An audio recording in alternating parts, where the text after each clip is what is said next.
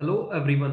मैं अमित शर्मा आप सभी का एएस ऑनलाइन क्लासेस में स्वागत करता हूं और आशा करता हूं कि आप सभी बहुत अच्छे होंगे और बहुत अच्छे तरीके से अपनी तैयारी कर रहे होंगे।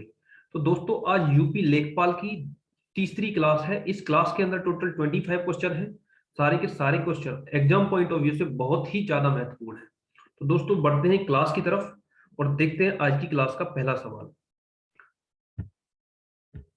ये रहा पहला सवाल आपकी स्क्रीन पे। भारत में पहली कृषि जनगणना कब हुई थी?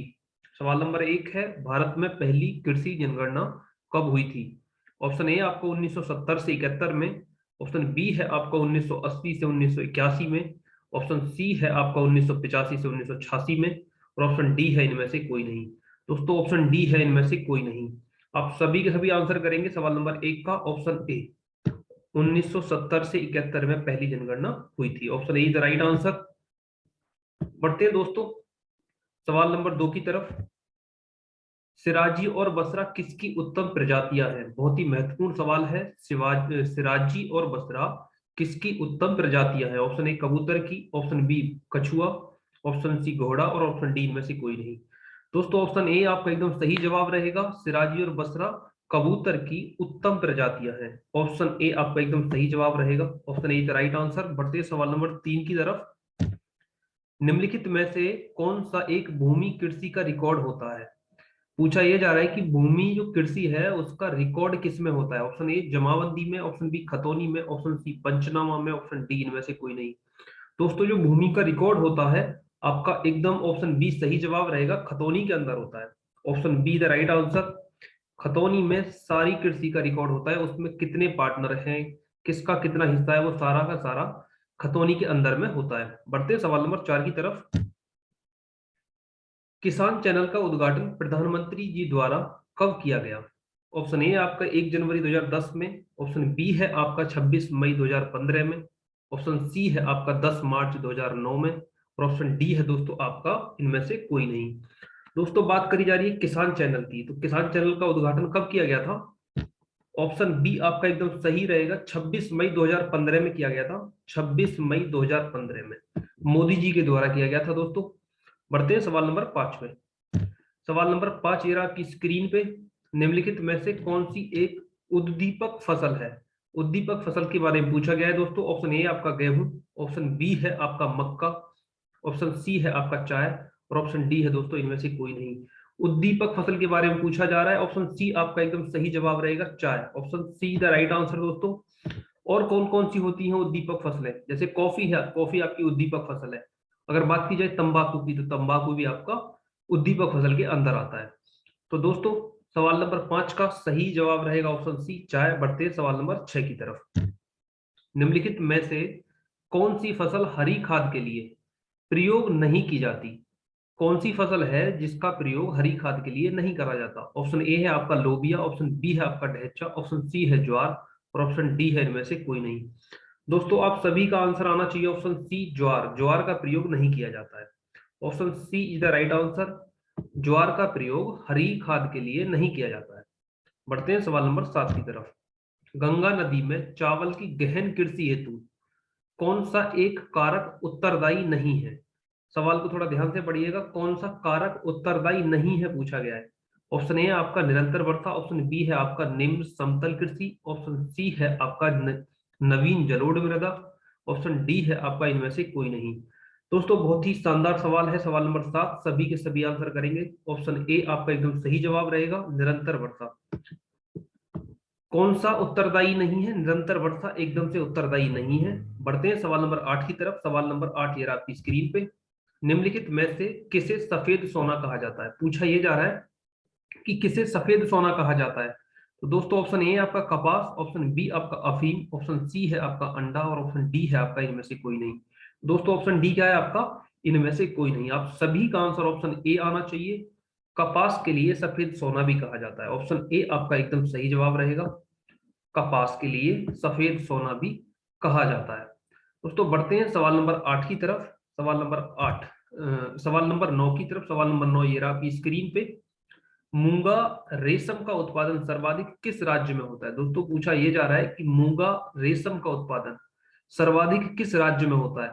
ऑप्शन ए है आपका असम के अंदर, ऑप्शन बी है आपका झारखंड के अंदर, और ऑप्शन सी है आपका कर्नाटक के अंदर, ऑप्शन डी है आपका इनमें से कोई नहीं। ऑप्शन डी क्या है आपका? कोई नहीं। तो दोस्तों आप सभी का आंसर ऑप्शन ए आना चाहिए। Option A is the right answer. Assam के अंदर सबसे ज्यादा होता है मूंगा रेशम। ऑप्शन ए आपका एकदम सही जवाब रहेगा, असम। बढ़ते हैं सवाल नंबर 10 की तरफ। निम्नलिखित में से खीरा का उद्गम स्थान कौन सा देश है? खीरे की बात करी जा रही है कि खीरा का उद्गम स्थान कौन सा देश है। ऑप्शन ए है आपका चीन, ऑप्शन बी है आपका भारत, और ऑप्शन सी है आपका अमेरिका, और ऑप्शन डी है आपका इनमें से कोई नहीं। तो दोस्तों ऑप्शन डी क्या है आपका? इनमें से कोई नहीं।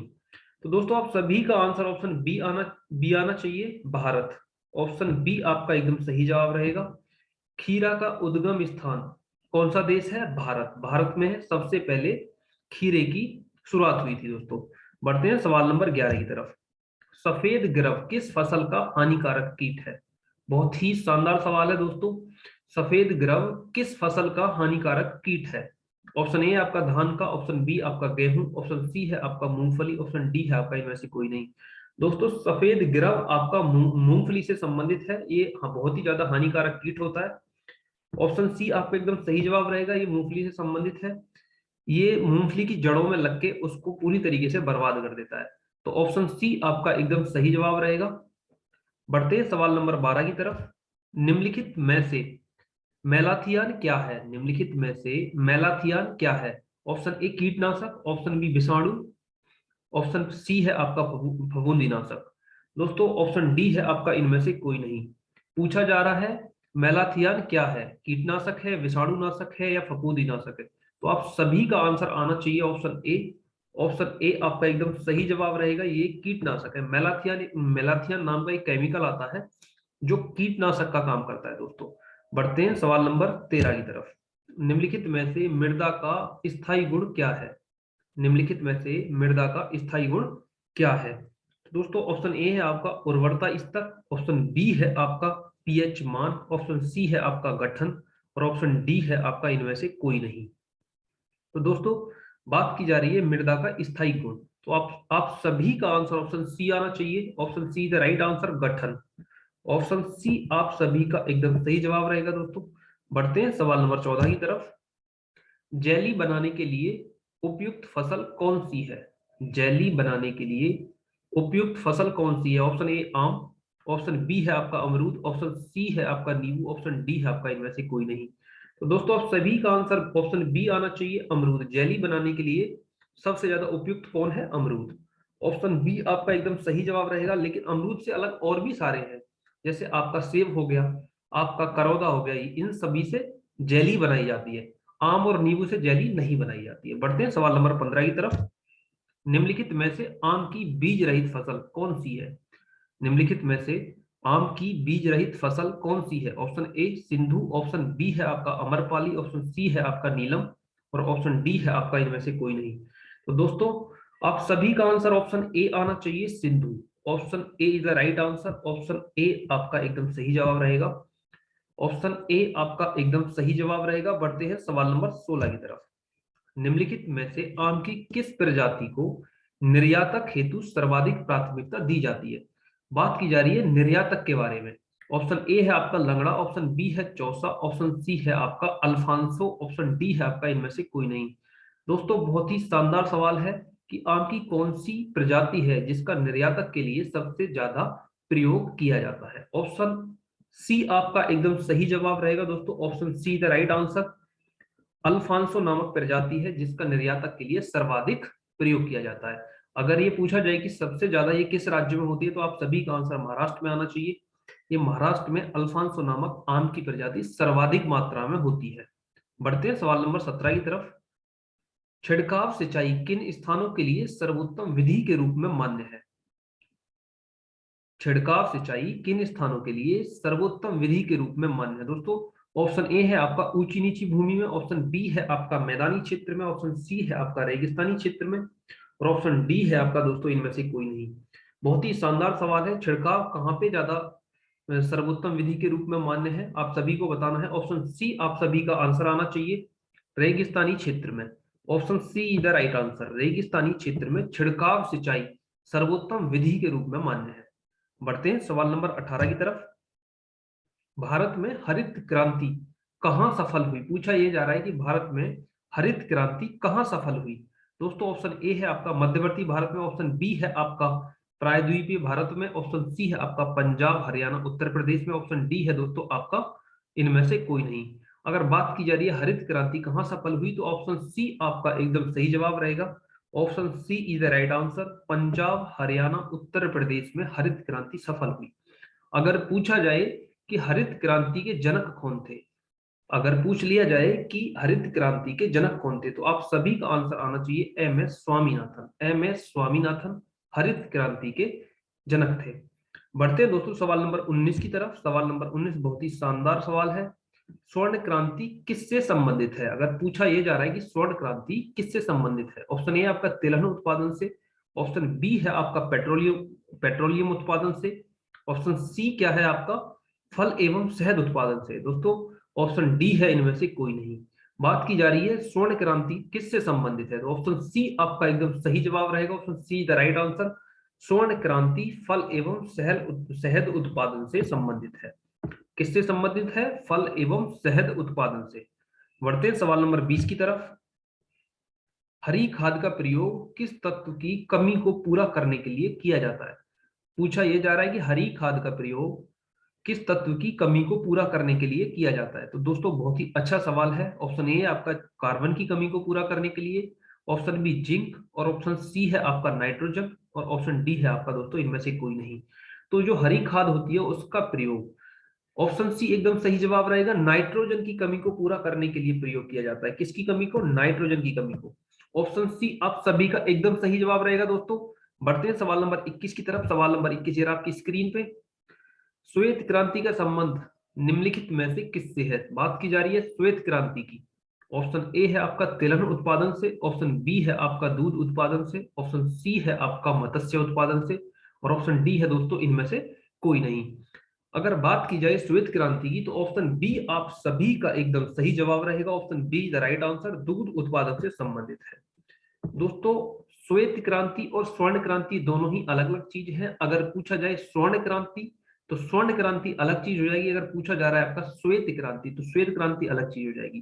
श्वेत क्रांति का संबंध किससे है? दूध उत्पादन से।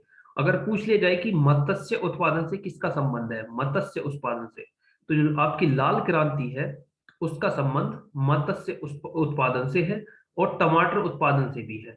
दोनों से है। लाल क्रांति का संबंध मत्स्य उत्पादन और टमाटर उत्पादन दोनों से है। बढ़ते हैं दोस्तों सवाल नंबर 22 की तरफ। सवाल नंबर 22, भारत में रासायनिक उर्वरक के दो बड़े उपभोक्ता कौन हैं? भारत में रासायनिक उर्वरक के दो बड़े उपभोक्ता कौन है? ऑप्शन ए है आपका आंध्र प्रदेश में महाराष्ट्र, ऑप्शन बी है आपका तेलंगाना में पुडुचेरी, ऑप्शन सी है आपका पंजाब व हरियाणा, और ऑप्शन डी है आपका इनमें से कोई नहीं। दोस्तों बात की जा रही है दो बड़े उपभोक्ता, दो एक साथ में कौन कौन है? ऑप्शन के अकॉर्डिंग आपको आंसर देना पड़ेगा। ऑप्शन के अकॉर्डिंग ही आप आंसर लगाएंगे। ऑप्शन सी आपका एकदम सही जवाब रहेगा। सबसे बड़े दो कौन है? पंजाब एवं हरियाणा बहुत बड़े उपभोक्ता हैं। किसके? उर्वरक के। उर्वरक के पंजाब व हरियाणा बहुत बड़े उपभोक्ता हैं। बढ़ते हैं दोस्तों सवाल नंबर 23 की तरफ। बोरलॉग पुरस्कार किस क्षेत्र में दिया जाता है? बोरलॉग पुरस्कार किस क्षेत्र में दिया जाता है? ऑप्शन ए है आपका परमाणु भौतिकी में, ऑप्शन बी है आपका आंतरिक संशोधन में, ऑप्शन सी है आपका कृषि विज्ञान में, और ऑप्शन डी है दोस्तों आपका इनमें से कोई नहीं। बात की जा रही है बोरलॉग पुरस्कार की, तो बोरलॉग पुरस्कार ऑप्शन सी आप सभी का एकदम सही जवाब रहेगा। बोरलॉग पुरस्कार कृषि विज्ञान से संबंधित है। दोस्तों बोरलॉग पुरस्कार कृषि विज्ञान से संबंधित है। ऑप्शन सी आपका एकदम सही जवाब रहेगा। बढ़ते हैं सवाल नंबर 24 की तरफ। सवाल नंबर 24 ये आपकी स्क्रीन पे।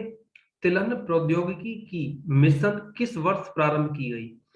जो तिलहन प्रौद्योगिकी है उसका मिशन किस वर्ष प्रारंभ किया गया? दोस्तों बहुत ही शानदार सवाल है। ऑप्शन ए है आपका 1970 में, ऑप्शन बी है आपका 1975 में, और ऑप्शन सी क्या है दोस्तों 1986 में, और ऑप्शन डी है आपका इनमें से कोई नहीं। दोस्तों तिलहन प्रौद्योगिकी की बात करी जा रही है कि उसका मिशन किस वर्ष प्रारंभ किया गया, तो आप सभी का आंसर ऑप्शन सी आना चाहिए। ऑप्शन सी 1986 में प्रारंभ किया गया था। Option C the right answer. इसका मुख्य उद्देश्य तिलहन के उत्पादन को बढ़ाना था। तिलहन के उत्पादन को बढ़ाने के लिए तिलहन प्रौद्योगिकी मिशन शुरू किया गया था 1986 में। बढ़ते हैं दोस्तों सवाल नंबर 25 की तरफ।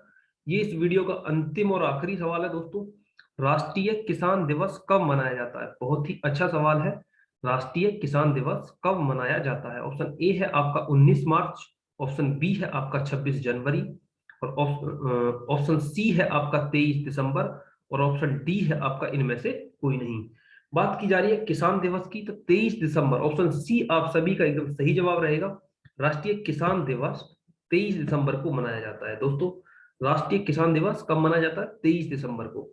बहुत ही शानदार सवाल था दोस्तों। इस वीडियो के अंदर टोटल 25 क्वेश्चन थे। मुझे उम्मीद है कि सारे के सारे क्वेश्चन आपको बहुत अच्छे से समझ में आए होंगे, और सारे के सारे क्वेश्चन बहुत ही अपने आप में यूनिक क्वेश्चन थे दोस्तों।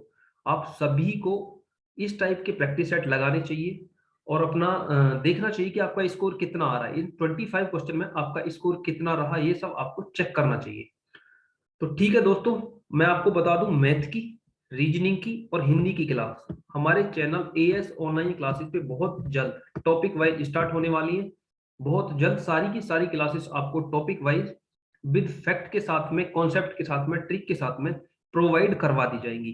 तो अभी तक आप हमसे नहीं जुड़े हैं तो प्लीज जुड़ जाइएगा। अभी तक आप हमसे नहीं जुड़े हैं तो जुड़ जाइएगा। और जिन लोगों ने अभी तक हमारा चैनल सब्सक्राइब नहीं किया है तो प्लीज चैनल को भी सब्सक्राइब कर दीजिएगा। अगर वीडियो अच्छा लगा है तो दोस्तों लाइक कर दीजिएगा, अपने दोस्तों के साथ में शेयर कर दीजिएगा। मिलते हैं नेक्स्ट वीडियो में। आज के लिए इतना ही। थैंक यू दोस्तों। जय हिंद, जय भारत।